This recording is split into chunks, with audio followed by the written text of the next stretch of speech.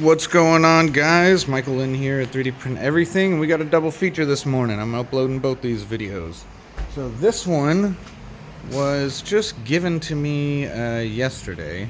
Literally given to me. The person I believe I'd interacted with, at least before, I was having a hard time remembering if he was one of my clients or if he had just hit me up, but he had sent me a message a couple weeks back or a week ago or something like that saying, hey, is it okay if I post my printer for sale in your 3D print group? I in my 3D print group, 3D Print Everything for Profit, I try to keep spam down as much as possible. So I don't let anyone post from companies. So, Creality can't go in there and post their printers for sale or anything else like that. But I'm like, hey, if it's your individual printer, you're just trying to get rid of it, sure. So I don't even know if he did or not. But I then got a message yesterday morning saying, hey, you want this printer? I'll just give it to you. You can use it as parts. I'm like, okay. I'm not going to say no to, free 3D printer parts. And the story was that he got this on Kickstarter for like $2,500 a while back. It's a ProMega M3D. Still haven't done a ton of research on this yet, but we can see it's a pretty decent sized build plate. I believe this is a 400.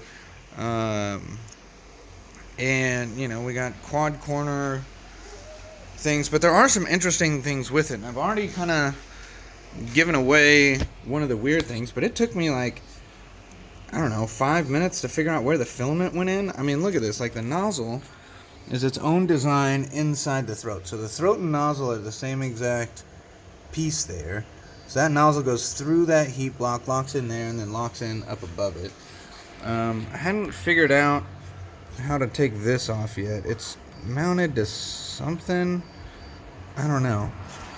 But yeah, the nozzle is just straight down here. And I'm like, well, there's no place to put the filament. And then I realized it goes in on the side like this. So you can only, command it to go in and out. There is no tensioner arm for you to adjust. So interesting. I don't know if they intend the filament to come like this or what, but right now I've just got it sticking right there. Otherwise, the construction, if I'm giving it an overall grade, build plate for printer size, big plus. I mean, you can't really get too much more to the frame with a build like this. The build plate material is aluminum. Right here, this is just, if you can do this to any 3D printer frame, it's lame. I'm sorry, ProMega, but there should be some type of stabilization, and maybe with the other things on it, it stabilizes it more. But I mean, this could have had just an L bracket right here, and that L bracket would have prevented that type of thing, because this is warping. Anyways, it's like going to the back of a Corvette and touching the bumper and it being all plastic and everything. You pay $100,000 to get this flimsy rear bumper. But otherwise, it's not, everything else looks okay. Let's look at the back of this. So I'll show you what is going on under the hood here. And I got this fully taken apart. I didn't take it apart. So this is the whole back. Not too much going on. I've seen more on other printers. Looks like we have, I don't really understand what this is for. Obviously, it's a big squirrel fan, and it's blowing over here to then blow out. I mean, it's just circulating. I guess it's just circulating the air in the printer. I don't know on that one. These were replaced with bigger ones. So these came with actually much smaller ones. I think one's this size. So the guy had upgraded that. It comes with this is a Do It Wi-Fi board, so you can see the piece there. I've got it hooked up on an Ethernet cable, so I don't have a Raspberry Pi making it wireless. But luckily, I placed it close enough to our router. We've got 2 on switches, which is kind of goofy. So I guess, is that I think this is the main board. Now that turned the board on. I don't know why it has 2. I don't know what the 2 are for, but it's got 2. So the thing comes on, it starts and everything. Yeah, it's in complete working order. I actually had done a test print yesterday with, well, a test print. I just barely leveled it. But get this, I'm going to home this thing, and I want you to see if you can tell me where the Z motor is. It's going to take a second. I might have to turn the screen on. This screen lags sometimes. There it is. We'll go to... Oh, crap. I might not have it pulled up on this one. But yeah, it's real. Yeah, dang it, I don't have it pulled up. All right, it won't be super fast and easy for me to get to the screen, but the Do It Wi-Fi screens allow you to control it from a web browser. So I had to find the IP address and everything, which wasn't too hard, and I got it going. But what's real interesting, I'll see if we can see it. There is the Z motor under the bed, and it kind of Y's out there and then runs these pulleys and rods from the side. So one motor dead center of the bed is lifting all four corners, and then that little screw right there, and there's three of them, so there's 1, 2, 3 screws, not that one because that's the corner it all homes to, is how you adjust the bed up and down.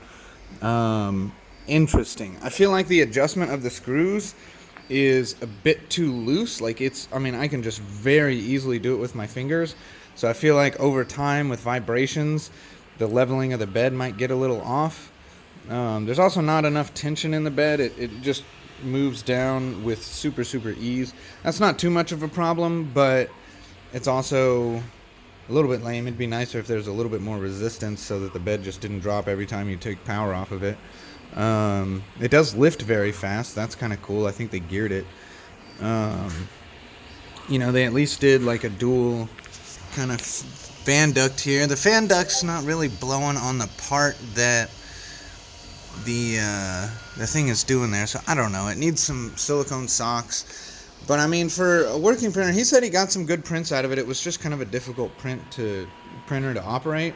I kind of have that feeling that it might be, especially if I get some jams or other things. It's going to be a little bit more difficult to get into.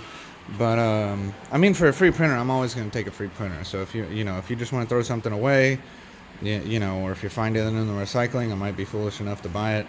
Not anymore, hopefully. But this thing's pretty neat. He ended up buying some filament from me, and he went to go pay for the filament, and I was like, wait a second, you just dropped this printer off. You can take the rolls of filament. So I was generous, and I'll probably hook him up still in the past, especially if I decide to keep running it. It does come with all this. Over here was the frame, so this black piece goes on the outside, and then these will go around the edge.